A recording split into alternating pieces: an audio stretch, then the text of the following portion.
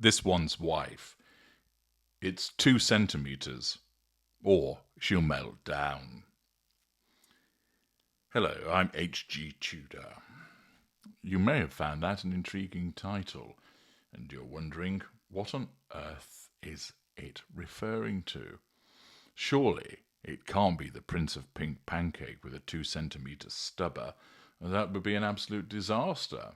Is he now to be known as the Prince of Micropenis? Well, no, it's nothing to do with the Todger, I'm sure you're relieved to hear.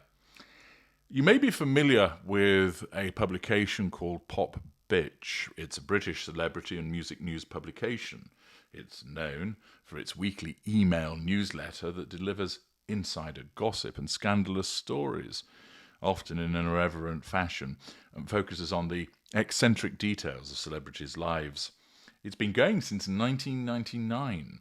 It was co-founded by journalists Camilla Wright and Neil Stevenson, and invariably relies upon gossip that's provided to them by PAs, PR agents, people in the industry, and often proves to be rather reliable with regard to the information that it provides. Well, interestingly, none other than this one's wife has popped up in the latest edition, explaining as follows. As anyone who has endured a single second of her lifestyle and cookery shows knows, this one's wife has some very specific ideas about the world, and more importantly, about her own kitchen. Staff let slip that her larder is organised according to strict rules set by this one's wife herself. All jars, bottles, etc. need to be perfectly arranged and displayed 2 centimetres apart. That's not a figure of speech. Staff have to measure the 2 centimetres in question, or else endure this one's wife's Monte-Shit-Show meltdown. What does a Monte-Shit-Show meltdown entail? Well, one recent trip to Whole Foods ended in disaster when this one's wife discovered a member of the Sussex's staff had bought, shock horror, own brand baking soda. Dun, dun, dun, rather than the Arm & Hammer one she had specifically requested. Despite being told the store was all sold out of Arm & Hammer, this one's wife went nuts, complaining it was triggering for her, because when she was young and poor, her family could only afford own brand products. Well, this is rather interesting and provides some useful material to break down vis-à-vis her narcissism. As is always the case, I leave it up to you to determine the veracity of this material. After all, it's appearing in a celebrity gossip mailing. It is known for its accuracy, and you can make your own mind up. But let's assume that it is accurate. What's going on? And is it really the case that this one's wife would be wanting everything in her larder put so that all of the jars and bottles are 2 centimetres apart? Well, the first thing that tends to go against such an image is that we know that she's notoriously messy. Although she talks about her clean up and go policy in the kitchen, we have seen many instances in and around the house which tends to support that there's a less rigid regime when it comes to matters of cleanliness and hygiene. First of all, let's take this one's wife herself.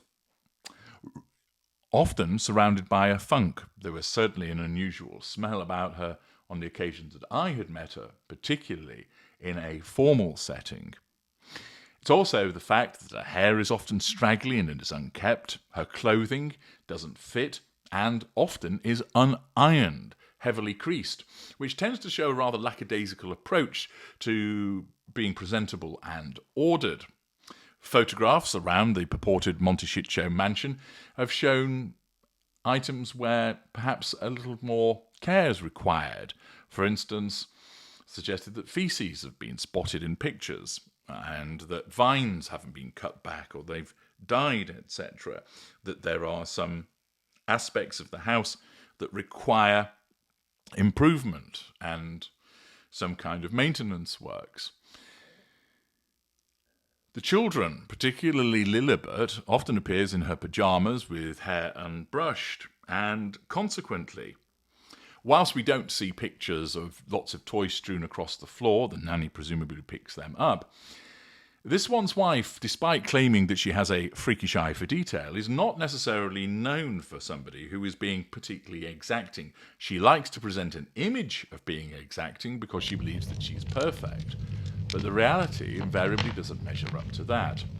Accordingly, you might think at first blush, well, really would she have it done this way? After all, she's rather sloppy herself, as we have seen. The fact is, of course, the important detail here is it's not her doing it. She will utilise the larder and the contents therein, if this is accurate, to triangulate with staff, to micromanage them, to issue those strict instructions as to this is how it's done. I'm in charge, you're not. I'm the Duchess, you're a commoner. Even though, of course, she's bandying around a title in a country that doesn't use them. That's not going to stop the narcissist. And therefore it's entirely conceivable that she would issue such instructions to her staff to present the larder in this manner because it allows her to assert control over that staff member by triangulating that staff member with the contents of the larder. And so it's not so much about the presentation of the jars or them being 2 centimetres apart. That's simply the device that is used by her narcissism. In the same way that the narcissism uses sex, or uses an insult, or brings up the past, or triangulates you with a person, or provides you with a circular conversation. Those manipulations are just the routes that the narcissism uses to get to destination prime aims. And it's the same here. Her narcissism picks on the contents of the larder and decides, in order to control this minion, this non-intimate tertiary source, to ensure that they are under control and they provide fuel, we're going to tell them you need to ensure that the 2 centimetres is adhered to. That's the rule. Her narcissism might pass it off in her mind as everything needs to be ordered and appropriate and it looks good. But in actual fact, that's just the excuse that the narcissism gives this one's wife to motivate her to do it. What it wants her to do is to use the contents of the larder to control whoever it is that she's talking to. This is because as soon as that individual comes up on her radar, they must be controlled. And the narcissism selects the use of the larder to control that person. What about the reaction to the suggestion that somebody purchased own brand baking soda rather than the Arm & Hammer one, which she has specifically requested? That could well result in the narcissist exhibiting heated, ignited fury in the manner described in this Pop Bitch excerpt. The fact is that when this one's wife tells you that you ought to do something, then you should, because she is the centre of the universe. And, strange as it may sound to you, her prevailing mindset is that not only ought you do what she says, but you ought to be anticipating her every need because she's so magnificent and wonderful. Indeed, the narcissist, and many of you will have experienced this, expects you to have a near telepathic response to the needs and requirements of the narcissist, that you're expected to read the narcissist's mind. Accordingly, when you fail to carry out something on the part of the narcissist, it doesn't matter whether it's trivial or not. That represents a threat to control. You are not doing as you ought to do. You're not anticipating the needs of the narcissist. You are effectively signaling to the narcissist, you are nowhere near as special as you think you are. And that's a disaster for the narcissist. Created in the crucible of a lack of control environment and the genetic predisposition towards narcissism, the narcissist must have that control. And if you threaten it by not getting the right baking soda, boom, heated, ignited fury comes to the fore. What about this crap about her saying that she's triggered because when she was young and poor, her family could only afford own brand products? That's a load of baloney. First of all, we know that Thomas Markle was earning north of $200,000 a year, and therefore they had a comfortable lifestyle. So it wouldn't be the case that she was poor. What happens is that if somebody queries, why are you losing your shit over the particular type of baking powder? That query is a threat to control. So her narcissism needs her to counter that threat to control, and it does so by saying, the reason I've got so upset about it is because it's triggering when you go and get the wrong baking soda. Because when I was young and poor, my family could only afford own brand products. And you buying own brand products takes me back to that poor childhood and makes me feel sad and miserable.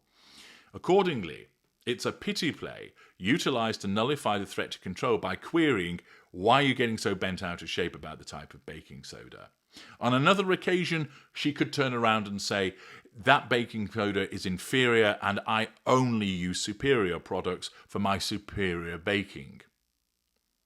On another occasion, she could say, you can't buy that baking soda because it goes off far quicker than the other one, which makes it sound like it's got some kind of legitimacy. On another occasion, she might say to you, you cannot choose that baking soda, it's known to be haunted. It's absolute horseshit. But the point is, it's not actually about her being triggered by being young and poor, or whether it's a superior product, or whether the moon shines out of it. It's because you're not doing what she wants.